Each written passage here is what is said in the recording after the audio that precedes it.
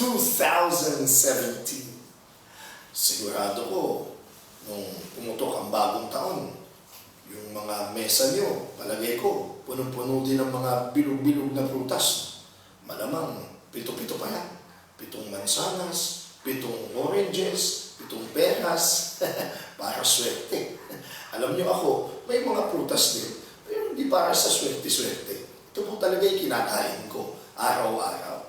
Alam nyo kasi, minsan, nahaluan ng maraming pamahiin sa pagdating ng bagong taon. Yung iba nga, yung bilog-bilog, sinusuot talaga sa kanilang damit para daw pumasok ang pera.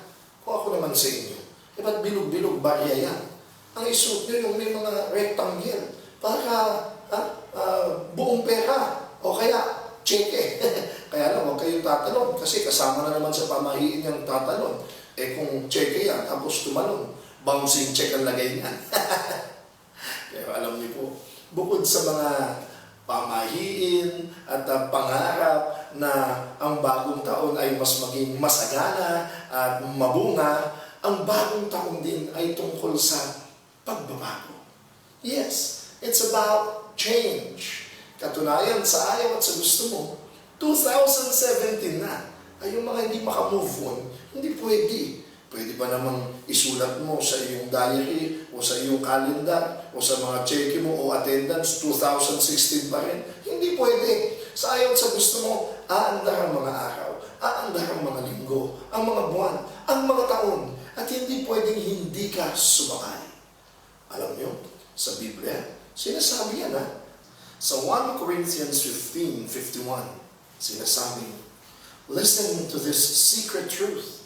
We shall not all die, but when the last trumpet sounds, we shall all be changed in an instant, as quickly as the blinking of an eye.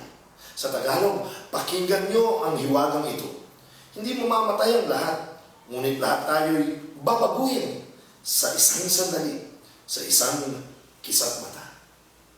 Alam nyo, kahit sa filosofiya, sabi ni Heraclitus, nothing in this world is permanent except change.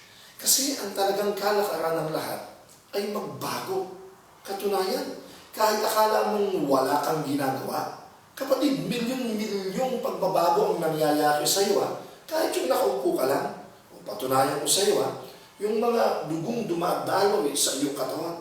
Alam mo bang, milyon-milyon, bilyon-bilyong mga cells ang nariyan na namamatay kada segundo o ilang segundo upang mabuhay ang mga bagong cells. Pag hindi nangyari ang bawat segundong pagbabago, patay ka, magkakasakit ka. Kita mo, hindi mo naman pinaplano, tumutubo yung mga kuko mo. Pagbabago yan, ginugupit mo nga yan, tapos tutubo ulit. O yung buhok mo, 2 bagay lang yan, humahaba o nalalagas. Yung katawan mo, pumapayat o lumalakad. Pero lahat ng bagay, magbabago at nagbabago. Katawan pa lang yan. Wala pa dyan ang iyong pag-iisip. Sigurado ko kapatid, ibang-iba ang pamamaraan ng pag-iisip mo 10 years ago, 5 years ago, o nung 1 taon lang. Maraming mga nagbago sa iyong pamamaraan ng pag-iisip.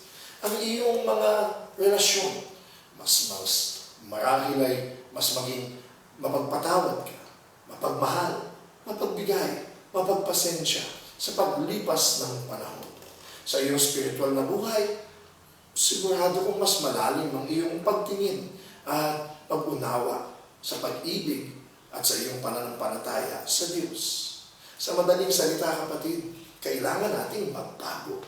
Ang tanong lang saan patungo ang iyong pagbabago?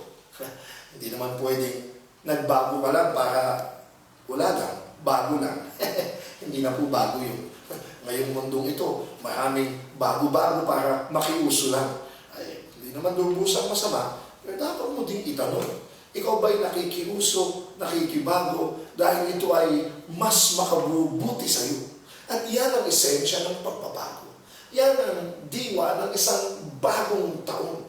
Ang bagong taon ay bagong pagkakataon upang yung mga sablay mo last year ay maituwid mo ngayon, maitama mo ngayon, o yung mga magaganda mong ginawa ng isang taon ay mas mapaigi mo pa ngayon. Sabi nga nila from good to better to best, or from good to great. Sabi sa Biblia, we move from glory to glory. Ang pagbabago ay nag-aatid sa atin ng paigi, pabuti ng pabuti. Katunayan, palapit ng palapit sa pag-abot ng ating mga pangarap na itinanim sa atin ng Diyos. At tuwing may bagong taon, sinasabi ng Diyos, hindi pa siya bumibigay sa iyo. Palagi siyang may pag-asa sa iyo. Tingnan mo, buhay ka pa. Ibig sabihin, bagong pagkakataon upang tuparin mo ang mga pangarap na itinanim sa iyo ng Diyos. Kaya lang kapatid, kung ako sa iyo, simulan mo na kaagad. Kung hindi, tulad ng binasa ko, ang bilis na naman ng isang bagong taon. Baka tumikit-dumilat ka, Pasko na naman, at bagong taon na naman 2018. Ay ayaw mo nang sabihin, sumablay na naman ako sa parehong mga bagay. Kung sumablay ka man sa mga bagong bagay na. Pero dun sa mga sinablay mo, more or less mas umigi ka na. Bakit? Dahil muli, ang pagbabago ay para sa iyong ikabubuti. Kaya kami mga kapatid, mag-anak, mayroon akong ibibigay na tips sa inyo. January 1 o sa pagsimula ng isang bagong taon, ginagawa namin ang aming mga visions, ang aming mga pangarap. Bakit? Kasi yun ang aming magiging gabay. Kung kami ba ay palapit ng palapit sa aming mga pangarap, sa aming mga planong pinansyal, sa aming plano sa pangangatawan at sa kalusugan, at higit sa lahat sa aming relasyon, sa aming mag-anak at sa Diyos. Upang sa buong taon, ginagabayan kami ng mga pangarap na yan, ng mga visions na yan, ng mga planong yan, kung ang aming bang ginagawa ay palapit sa pag-abot ng mga pangarap na yan. At ito ang uli kong tip sa inyo.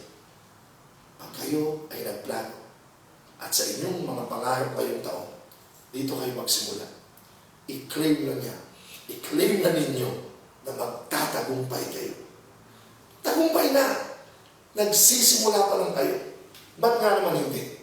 Babasahin ko yung kadugtong nung binasa ko sa 1 Corinthians 15:51. Ang bandang dulo nun sa 57, ito ang sinasabi. But thanks be to God who gives us the victory through our Lord Jesus Christ. Sa Tagalog, magpasalamat tayo sa Diyos na nagbibigay sa atin ng tagumpay sa pamamagitan ng ating Panginoong Hesukristo. Kapatid, nagpaplano ka pa lang, nangangarap ka pa lang, magpasalamat ka na tagumpay na ang iyong kakamtin. Ba't nga naman hindi? Ang Diyos ang nagtanim sa iyo yan.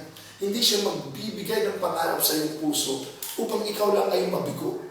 Yun nga lang, tatabawin mo para yung nakitang pangarap sa iyo ng Diyos ay makita mo rin at ito ay iyong maabot. At tandaan mo, nauna na ang Diyos sa iyong mga pangarap. Hawak-hawak na niya ang iyong tagumpay. Kaya kung ako sa iyo, kapatid, ngayong pasimula ng isang bagong taon, 2017, you proclaim, you declare, ito ang taon ng aking tagumpay.